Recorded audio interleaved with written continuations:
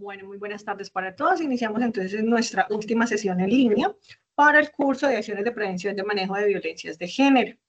Recuerden que todas las sesiones en línea quedan grabadas en el panel de control de sus plataformas de Sayuna. En la parte de sesiones en línea queda entonces el enlace de grabación para ser visualizado en el canal de YouTube. Y, por supuesto, el chat, el resumen del chat de la conferencia como tal. Entonces, damos inicios recordándoles que tenemos entonces permanente la oferta de todos los cursos de la línea de salud, entonces los cuales pueden acceder a ellos en la parte de anuncios. Hay muchos cursos que están alineados al área de la salud, entonces les recomiendo visualizarlo, que puedan inscribirse a esta oferta permanente gratuita de formación complementaria. Vamos a hacer un recordatorio desde el punto de lo que es los datos personales en lo que es Betowan y Sofía Plus. Y, por supuesto, hacerle la explicación del proceso de certificación. ¿Quiénes se certifican? Quienes tengan todas las evidencias de aprendizaje montadas en todos los enlaces de las secciones como tal, es decir, todos los enlaces de cada evidencia de aprendizaje, recordándoles que no deben entregar las evidencias por correo electrónico, foros de dudas e inquietudes o foro social. Entonces, no se les recibe esas evidencias por estos enlaces, solamente por los enlaces correspondientes al curso. Entonces, los invito siempre a que estén revisando su centro de calificaciones, parte izquierda, panel de navegación de su plataforma, calificaciones. Allí van a identificar qué actividades les queda pendiente y qué actividades están aprobadas y qué actividades están en desaprobación. Tienen todavía la oportunidad de mejorarlas, corregirlas. Tengan presente que el día 11 de noviembre cierra la plataforma al mediodía. Ya ahí en adelante comienza el proceso de certificación, no es un día para otro, entonces tengan presente entonces esos tiempos que se desarrollaron o se aclararon desde la primera sesión en línea. ¿Listo? Bien, el día 13 comienza entonces todo ese proceso en plataformas para el proceso de certificación. Responsabilidad del aprendiz es que sus datos personales se encuentren desarrollados en que sí sean los correspondientes, es decir, en Sofía Plus, ustedes ingresan por betowa.sena.edu.co, se registran con su documento de identificación, su clave como tal, y en la parte izquierda, panel de navegación, rol usuario, ustedes van a identificar la parte de registro persona, y van a identificar sus datos básicos. Responsabilidad 100% del aprendiz. Por lo tanto, entonces, siempre les recomiendo verificar. Y en la carga de documentos es importante que este documento sea visible, legible y que sea por ambas caras. ¿Listo? Entonces, recomendación para el aprendiz. Pasamos entonces a lo que es ayuna.sena.edu.co. Recuerden entonces ingresar, damos clic acá, inmediatamente nos va a llevar al curso, cambio al rol de lo que es aprendiz.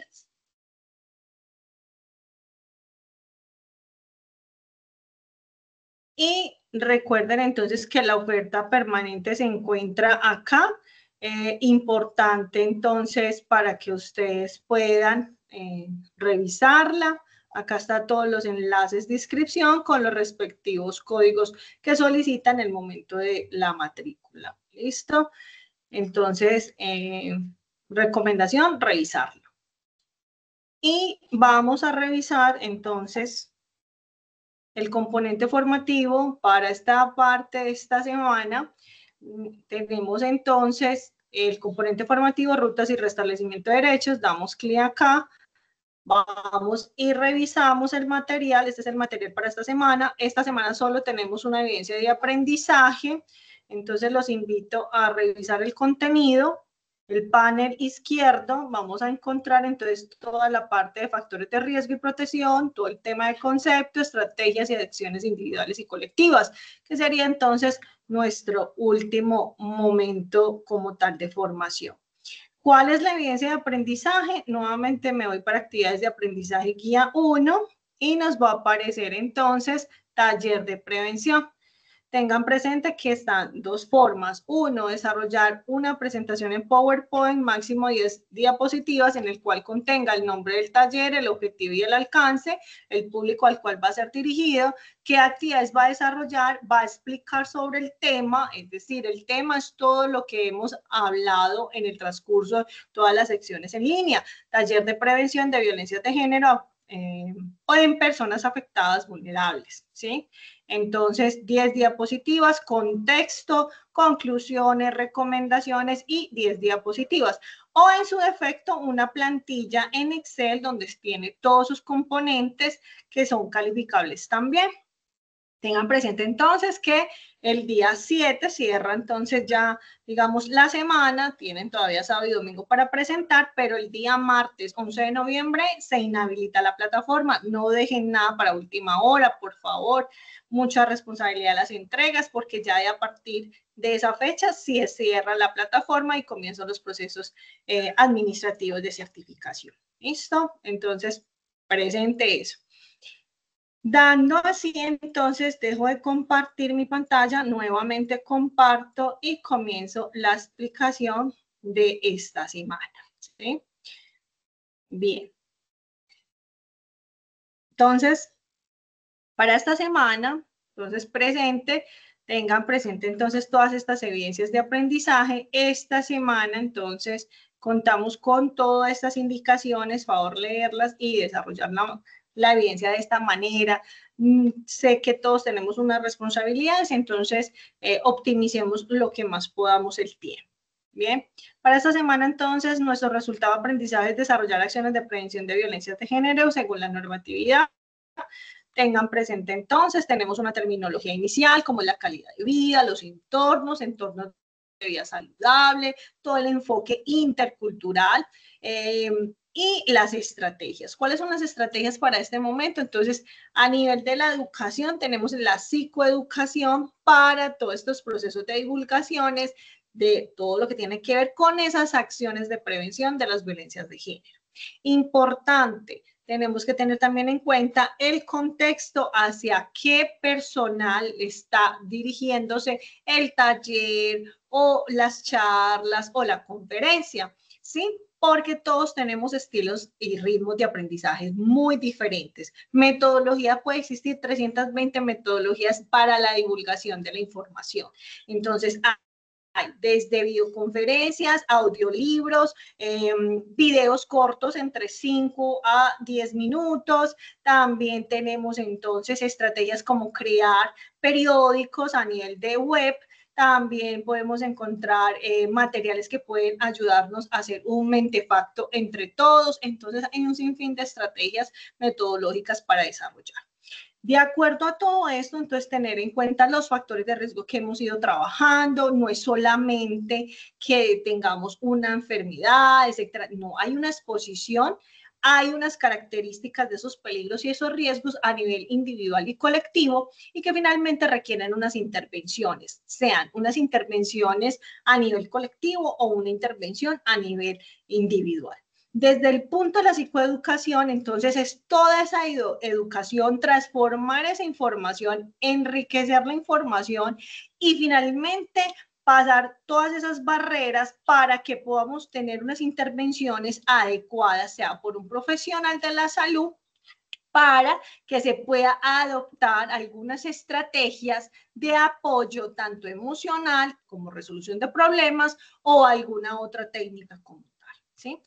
Desde el enfoque de los conceptos de riesgos, peligros, evaluarlos y valorarlos, pues depende de los entornos en el cual nos estemos desarrollando. Pues entonces hay unas estrategias, si estamos desde el punto laboral, pues entonces hay unas políticas, unos procesos, unos comités. Desde la parte académica, entonces hablamos de bienestar institucional, bienestar, digamos, del estudiante, y hay otras entidades de carácter público, como también carácter privado, que nos pueden apoyar dentro de todos esos protocolos. ¿Cuáles protocolos? Los protocolos de violencia sexual, las violencias de género, en fin, ¿sí? Todas las violencias que hemos ido tratando en el transcurso del curso. Vamos a ver entonces este pequeño video. no estoy en condición de aceptar un mal mayor. Suficiente fue el error de romantizar tanto dolor. Tu papel encantador se quedó sin corazón. Duró un poco la ilusión de esperar que pase el temblor. Unas cosas que aprendimos acerca del amor, como la posesión o la idea del amor eterno, muchas veces nos pueden llevar a relaciones desiguales e incluso dolorosas. Viento y sombra en mi sombrero, siembran soles en tu pelo, que aterrizará y se escuchará. La línea 144 es una línea de contención, información y asesoramiento para personas que se encuentran en situación de violencia por motivos de género o para personas de su círculo de confianza. Podés comunicarte por teléfono al 144, vía WhatsApp, por mail o descargando la app. Construir vínculos sanos y libres desde la responsabilidad afectiva es fundamental para terminar con las violencias por motivos de género. Muy bien, desde el punto de la legislación, entonces tener en cuenta que también tenemos unas estrategias para adoptar todo lo que tiene que ver con esa garantía de la calidad de ese servicio de salud que se requiere para una persona que ha tenido un evento adverso como lo que es una violencia de género, ¿cierto? Y finalmente es un carácter obligatorio, rige para ese sector en salud y finalmente se convierte en un instrumento jurídico. Desde el punto de lo que es la normatividad frente a esta violencia, entonces recordemos, pasamos por la ley 1257, el decreto 2734, la ley 1753, todo lo que tiene que ver con los orígenes de los recursos para atender todas estas violencias de género a través del decreto 2265, el decreto 1630 del 2019, que fue esa, digamos, la más reciente normatividad, y los criterios para la asignación de esos recursos que se despidió desde la resolución 595 del 2020. Desde las, digamos, orígenes normativos, entonces hablamos desde 1990 con el decreto 1398 y en el 2013 por la ley 1930, en el cual se adopta esa política nacional frente a lo que es la equidad de género y finalmente se implementa, ¿sí? Bien. Otras normatividades frente a esta parte de acciones de prevención de violencia de género, muy importante todo el tema de los delitos contra la libertad, integridad y formación sexual, frente a lo que es la ley 599 del 2000, la ley 1719, que finalmente modifica las leyes 599 y la 906 del 2004 frente a lo que son las medidas para garantizar el acceso a esa justicia a las víctimas de violencia sexual, especialmente en ocasión del conflicto armado. Y la sentencia 6754 del 2015, frente a lo que se garantiza el acceso a los servicios integrales a las víctimas de violencia sexual, ¿sí? Y finalmente los servicios de promoción y protección y recuperación frente a la salud, ¿sí? Y es importante tenerla presente. Otra normativa importante es la ley 1257, que se refiere frente a ese ámbito de violencias contra las mujeres y las niñas, y finalmente hace, digamos, el reconocimiento frente al acto de la violencia basado en género. Entonces, finalmente es un sufrimiento físico, sexual o mental para la mujer y que finalmente tiene contexto de una amenaza, ¿sí? Bien. De acuerdo a eso, importante, donde se presentan todas esas violencias de género, finalmente en todo contexto laboral, educativo, a nivel social, el transporte público, etcétera. Entonces, en el ámbito privado, entonces hablamos frente a esas relaciones interpersonales, familiares, el ámbito doméstico o cualquier otro contexto que estemos en relación con otras personas. En el ámbito público, pues que se pueden comprender entonces todo lo que tiene que ver con el transporte público, zonas públicas, parques, etcétera. Y finalmente puede generarse violencia, abuso sexual, tortura, trata de personas, prostitución forzada o el acoso sexual en los ámbitos laborales y demás. Recordando el tipo de mitos que encontrábamos y lo desarrollamos en la semana número 3 y 2.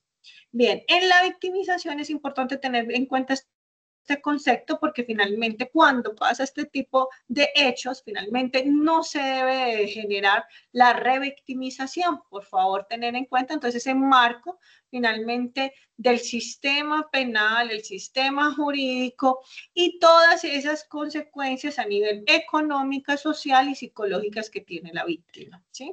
Y finalmente entonces debemos de tratar de que todo ese sistema sea mucho más flexible a la persona que ha sufrido este tipo de violencia de género. ¿Qué debemos hacer? Fortalecer todas esas habilidades que permitan esa fluidez con la víctima, el tema de la empatía, la calidez, juicios a evaluar, tener en cuenta también tener en cuenta el uso y evitar el uso de paternalismo, también hacer sentir a la persona seguridad, claridad de la información, evitar los consejos o patologías o victimizar a la víctima, evitar toda extensión los mitos y los estereotipos, además de hacer que la persona debe cumplir ciertos momentos de esa crisis.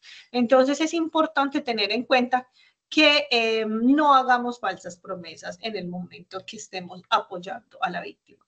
Evaluar los factores de riesgo, el tema también va con unas consecuencias de la salud mental y la física, cuando han sido víctimas de agresión física o agresión sexual. Tener en cuenta eso, esa parte de volver a tener en cuenta esos escenarios, dónde ocurrió, cómo ocurrió, y abordar todos esos escenarios para tener todos los lineamientos de ese desarrollo integral de la persona que ha sufrido, ha sido víctima de violencia de género. ¿Qué factores de riesgo encontramos? Niveles socioeconómicos, baja productividad, el desempleo, un matrimonio de unión libre precoz de menores de 18 años, poca autonomía económica, discriminación y desigualdad. No tener redes de apoyo, poco conocimiento de los derechos humanos, sexuales y reproductivos, ineficiencias sobre los programas de salud y derechos reproductivos para la mujer, y lo que tiene que ver también el desconocimiento sobre los servicios judiciales de seguridad y protección social frente a las víctimas. ¿Qué acciones podemos tener? Entonces hay unas articulaciones integrales desde los sectores públicos, también desde el punto, digamos, privado, y, por supuesto, otras organizaciones. Desde los derechos, entonces, pasamos por procesos judiciales, educación, autonomías económicas, servicios sociales, cultura, recreación y deporte. ¿Qué sectores son responsables? Desde la justicia, el sector educación, el sector trabajo, todo lo que tiene que ver con ese círculo de la víctima, como por ejemplo ni sus hijos, entonces bienestar familiar y todo el desarrollo social. Y a nivel de cultura y recreación, entonces hablamos desde el sector cultura, recreación y deporte, pues encontramos una entidad llamada INDER también.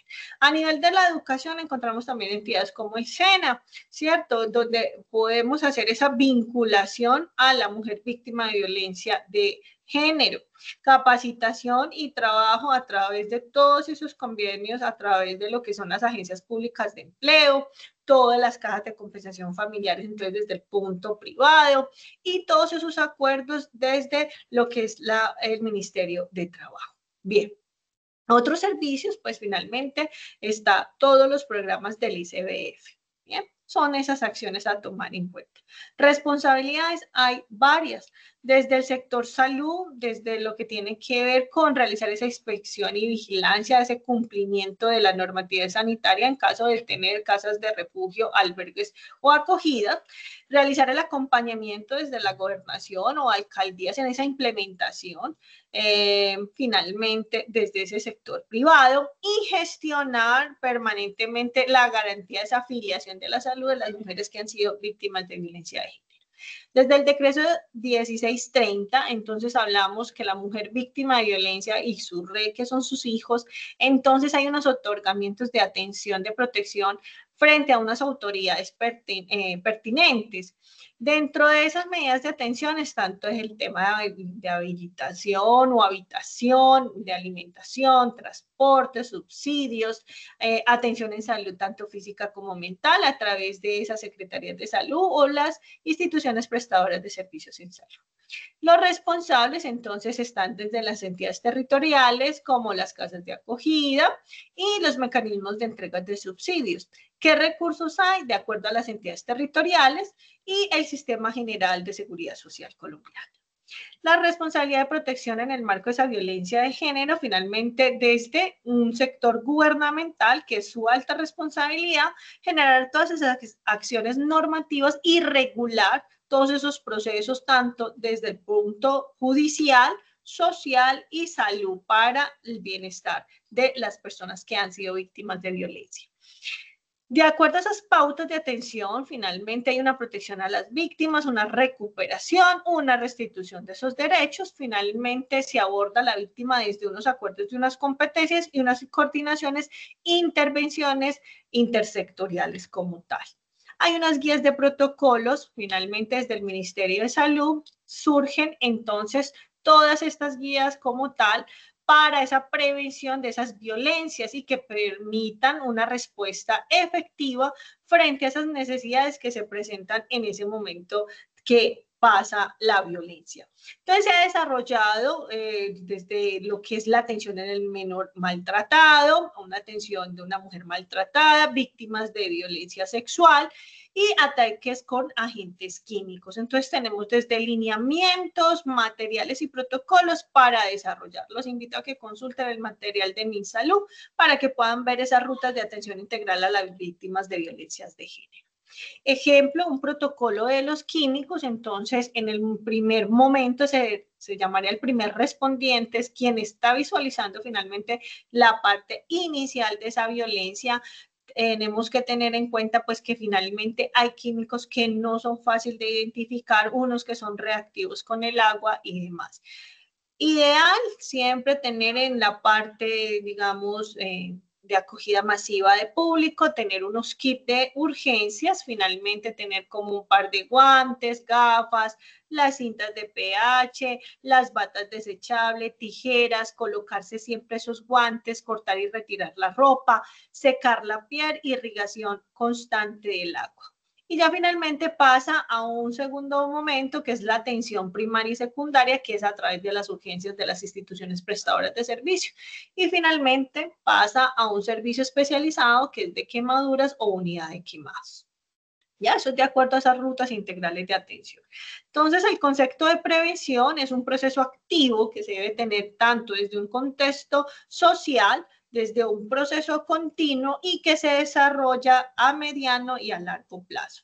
¿Qué vamos a tener en cuenta? De acuerdo a ese marco de prevención, vamos a tener varios niveles y finalmente, ¿cómo lo vamos a ver? Desde el punto de la universalidad, una prevención que puede dirigirse a toda la población, de igual forma, con una perspectiva de personas en riesgo, como son los menores, y también tener en cuenta los costos que esto se propone, ¿cierto? Está dirigida para toda la población. ¿Cuál es el enfoque? Mujeres, personas de la comunidad LGBTIQ+, menores como tal. Bien, selectivo, prevención selectiva es ya finalmente las personas que presentan un riesgo en particular y que finalmente se requiere un tipo de prevención ya más dirigido, ya se identificó el riesgo específicamente y se presentó o está en riesgo de presentarse un evento de violencia de género. La indicada, que finalmente es a través de un subgrupo ya o una comunidad específica, es decir, que ya tienen un alto riesgo de sentido y finalmente hay un momento de prevención que va dirigida a esa persona que ya está sufriendo esa violencia de género. Y la temprana, prevención temprana, está orientada finalmente a identificar esas causas que ponen en riesgo a esas poblaciones. Finalmente hay una vulneración del derecho humano, que era lo que nosotros hablábamos en la primera sesión en línea, y hay unas medidas de prevención tempranas que van a garantizar esos derechos humanos, ¿cierto? Bien, y la urgente, que finalmente se sugiere esa adaptación de esas acciones y planes y programas de acuerdo a esas entidades que ya finalmente se presentó esa condición de la víctima, ¿cierto? Y que finalmente hay una violación inminente a esos derechos humanos. ¿Bien? La garantía de la no repetición, entonces, generar a través de ese estado, esa implementación de esas medidas ante lo que es la sociedad, frente a lo que es el derecho internacional humanitario y finalmente garantizar el derecho a la no repetición de acuerdo a ese marco integral de reparación. Entonces, dentro de esas prevenciones de la violencia, entonces hablamos de una primaria, secundaria y terciaria, antes, durante y después. Primaria antes, acciones psicoeducativas, promover, tener unas estructuras de, digamos, identificar todas esas estructuras problemáticas, necesidades, esos mitos, creencias. Finalmente son acciones tanto individuales como a nivel del comportamiento social integral. Entonces, las intervenciones psicoeducativas finalmente vienen también a través de unas prácticas de una psicología y una pedagogía. Por un lado, hay una dimensión individual y por el otro, pues finalmente afectan procesos emocionales y acciones individuales de acuerdo a esos recursos psicológicos. Entonces, la pedagogía finalmente lo que busca es promover esas acciones que pretenden incorporar nuevas formas o realidades que permiten tener o asumir un pensamiento, una emoción y una conducta diferente a la que nosotros hemos estado expuestos. De acuerdo a esos procesos de la psicoeducación, es una forma de visibilización de esas violencias a través de todo lo que hemos ido hablando de las sesiones en línea, a nivel de lo que son pancartas, infografías, videos, etcétera, etcétera, porque finalmente estamos atacando una problemática que viene a través de esas culturas, unas manifestaciones que finalmente la idea es que desaparezcan. Dentro de ese proceso psicoeducativo hay unos objetivos, hay que tener presente entonces la escucha activa frente a esas violencias generadas, también podemos hablar del sentido de las emociones, tema de los mitos y estereotipos. Entonces, dentro de todo ese proceso, pues finalmente permite hacer unos diagnósticos de esa situación, tanto inicial de esas personas o comunidades que están en riesgo de sufrir una violencia de género. Dentro de todo esto, entonces, los procesos psicoeducativos promueven ese cuidado del entorno como tal. La psicoeducación tiene un tipo de carácter informativo acerca de los problemas, sensibilizar y finalmente poder transformar ese tipo de conductas. Hay unos aspectos a largo plazo, identificar patrones y creencias. También es importante tener en cuenta que esta psicoeducación también permite entender sin juzgar. Y hay también dentro de esto, hay una ventaja que es mejorar esa capacidad de conciencia frente a la situación presentada. Y el proceso de psicoeducación pues tiene unos objetivos a seguir, finalmente parten de unos diagnósticos y de unas necesidades identificadas. Entonces, estrategias, aplicar instrumentos, planes de acción y un seguimiento, ¿sí? De acuerdo a esto, durante ese momento, pues hay unas medidas de protección según la ley 1257 del 2008 que finalmente permiten digamos, unas normas de sensibilización, de prevención y sanción de todas esas formas de violencia y discriminación contra las mujeres y finalmente una reforma a los códigos penales. De acuerdo a sus objetivos de protección, entonces tenemos desde la seguridad física, el tema de la autoestima y el restablecimiento de los derechos, que finalmente esto hace parte de esa dimensión, de esas medidas de protección.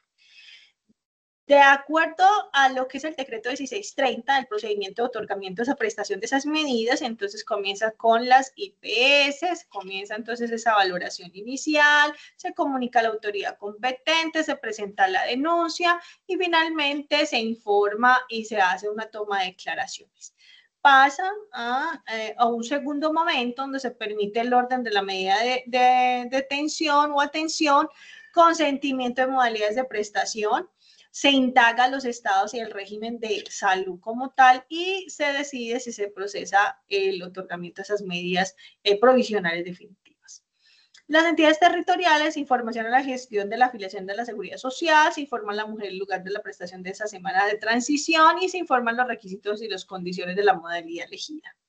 Y finalmente, ya digamos, a través de lo que es el Estado, justicia y demás, se hace un seguimiento, se hace una decisión y se informa frente a esa decisión de la mujer, decisiones sobre la modalidad elegida y el traslado de la mujer a un lugar de esa prestación.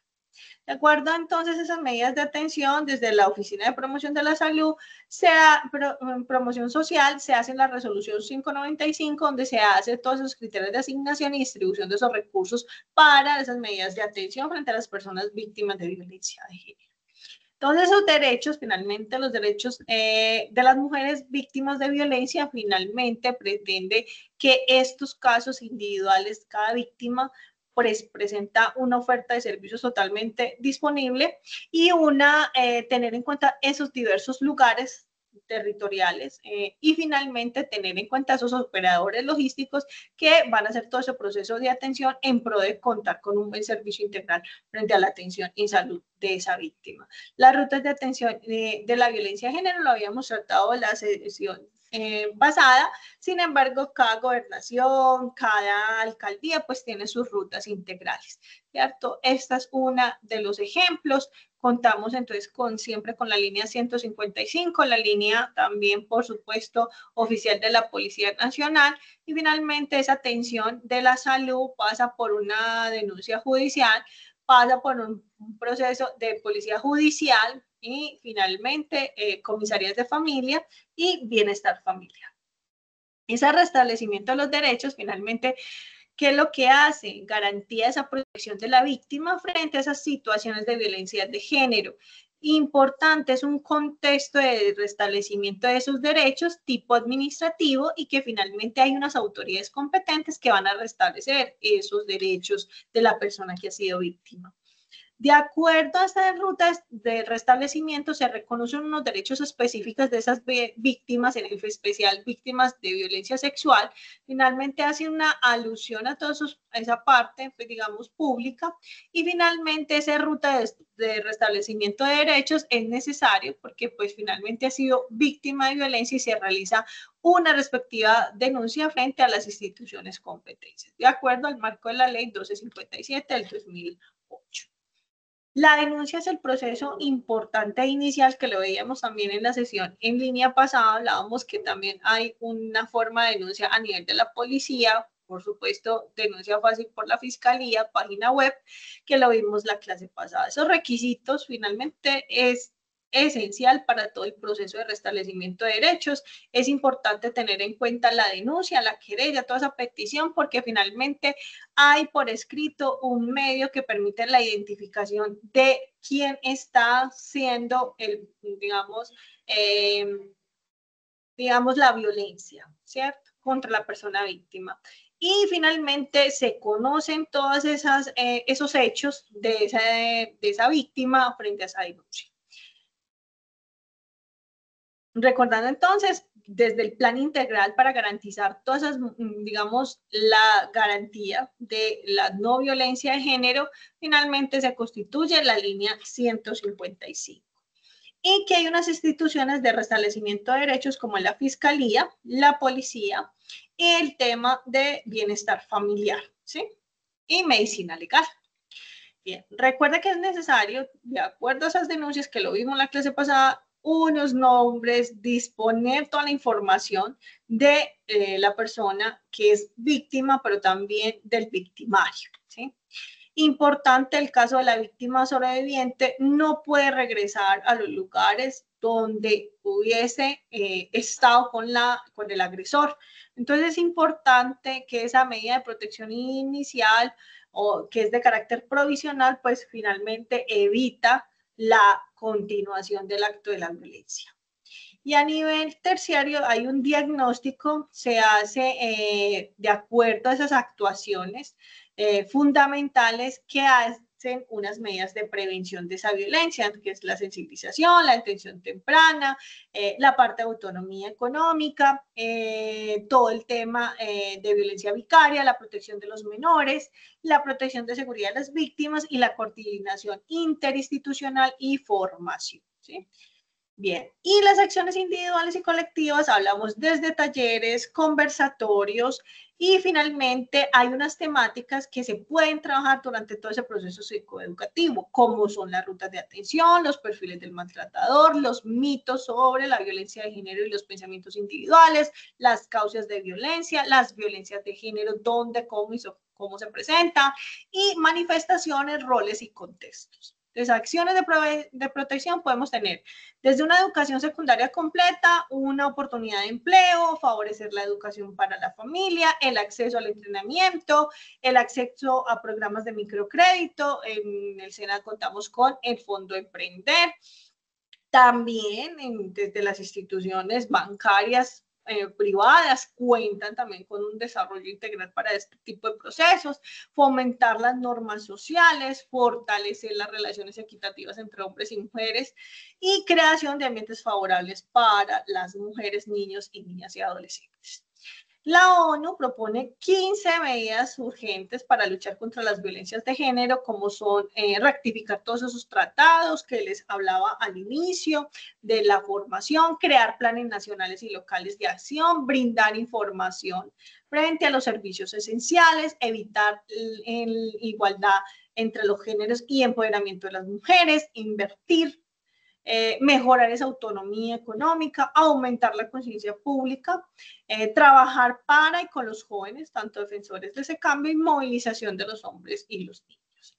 Entonces hay maneras de contribuir a la erradicación del género, como esa escucha activa de la persona víctima, como tal, enseñar a las próximas generaciones frente a lo que es las violencias de género, comprender digamos, todo lo que sucede frente a nuestro contexto, qué es y qué no es una violencia, iniciar conversaciones sanas y seguras, también demostrar las oposiciones y la cultura de la violaciones, entonces demuestra oposición frente a esto, derechos humanos y demás.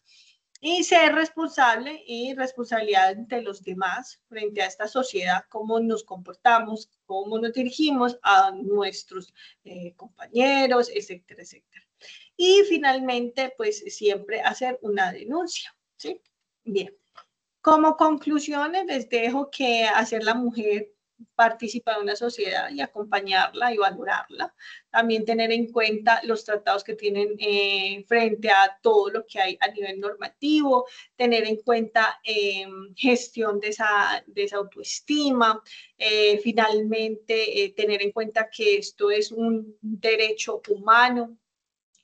También es que mejorar todos esos contextos sociales que tenemos, evitar todos esos comportamientos y patrones que finalmente han sido dañinos frente al crecimiento de una sociedad, como por ejemplo la mutilación de genital femenina. También tener en cuenta que todos en conciencia tengamos la edad que sea, de acuerdo a nuestra orientación y creencias sociales y creencias religiosas y demás, es necesario que todos contribuyamos a un nuevo comportamiento, a una nueva generación con hábitos y estilos de vida seguros, ¿cierto? Respetando siempre el otro. Y fomentar la igualdad de género. Esas son como mis recomendaciones. Espero que les haya gustado el curso. Nos vemos en otra oportunidad. Feliz tarde.